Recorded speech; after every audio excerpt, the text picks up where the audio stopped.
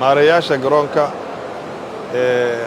agaasimaha iyo madaxda kale ee hay'adda social drainage iyo marti sharafka kaleba waan islaamaya maanta waxaan noo tahay maalin farxadeed oo farxadda la qaybsanayno caruurta ka dhoofaysa aeroboortka caalamiga ah aadan cadde oo loo sameeyey meeshaan markii ugu horeysay quruxda badan iyo hooyooyinka labadaba oo aan rabno inay ku nastaan waxaan aad uga mahadcelinaynaa fikirkan ciddii lahayd oo ah maamulka aeroboortka iyo hay-adda maalgelisay ee social drainage oo runtii waxyaalo badan oo 8 isbitaal ay gacanta ku hayaan ka suurtageliyey qalabkan iyo meeshan quruxda badanna iyagu maalgeliyey aad iyo aad baan ugu mahadcelinaynaa waxaan leenahay insha allahu ilaahay xaggiisa iyo xag kale waa ka helaysaanin xurmadaas aad ilmaha u geysateen iyo hadda la qaybsateen meeshaan waxaa laga yaabaa dadku maskaxdooda inay dhahaaniin meel baa la abuurayo lacag baa la iska qaadaya waa free wax lacagoo laga qaadaya ma jirto ilmuhu intay weynta ku sugayaan meeshooda ku nasan karaan lacag ma aha gacan ku haynteeda iyo safetigeeda iyo mas-uuliyaddeedana waxaa leh aeroboortka madaxdiisa inay gacanta ku hayso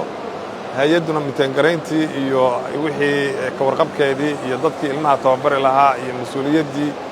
inta dadka aeroboortku la qabsanayaan baa laga rabaa sidoo kale waxaan ka rajaynaynaa qaybta domestigga oo localka inay ka samaysaan haddii alla idmo mar labaad iyo mar saddexaad waxay noo tahay maalin farxadeed waan ku faraxsanahay inaan maanta meeshaan ka soo qayb galo oo aan qalbiga carruurta iyo maamada culayska kaga qaadayno qalbiga carruurtana kor u qaadayno farxadda waxaan la qaybsanaynaa dhammaan carruurta Soomaaliyeed oo ilmaheennii ah oo mustaqbalkeennii ah u wada wanaagsan waa mustaqbal wanaagsan sidoo kale waxaan ka codsanaynaa maarayaasha iyo hay-addaba inay qaybtaasna dedejiyaan haddii alla idmo annaguna aanu wasaarad ahaan wixii aanu ku dari karno oo nala kaga baahdo aanu fududayn doono dhulka iyo kulli wixii qorsho kale nugu aadaba arrintan waxaa ka mid tahay dib u qurxinta iyo habaynta aeroboortka caalamiga aadan cadde waxaad ogtihiin dhammaantiis in aeroboortka ribargareeyey hadday ahaanta qaybta nadaafadda hadday ahaan lahayd qaybta qurxinta albaabada muraayadaha kulli welina waa socotaa roba maalin lama dhisin maalinba tallaabaan qaadaynaa marka dambena wax qurux badan oo adduunka la jaan qaadi kara baan rajaynaynaa dhaqso inay nagu soo ay baxdo haddii alla idmo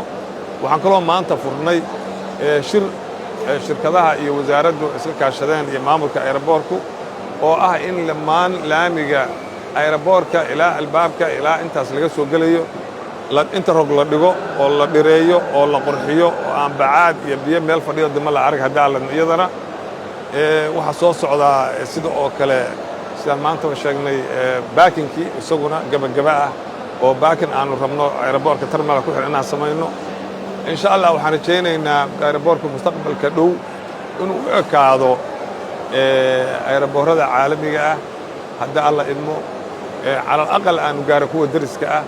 dadka waxaan ka codsanaynaa dhammaantood Soomaalida ah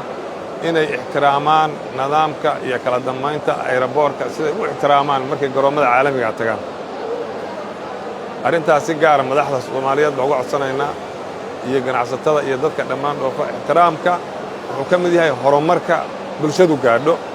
aad iyo aad baa u mahadsantihiin mar labaad mar saddexaad waa ku faraxsannahay waa idin mahadcelinaynaa hay-adda social drainage waa u mahadcelinaynaa aeroboortka maamulkiisa oo quruxda tan iyo afrikadan lahaa waxayna ka rajaynaynaa inta dhiman inaad noo dhammaystirtaan aad iyo aad u mahadsantihiin asalaamu calaykum waraxmatullahi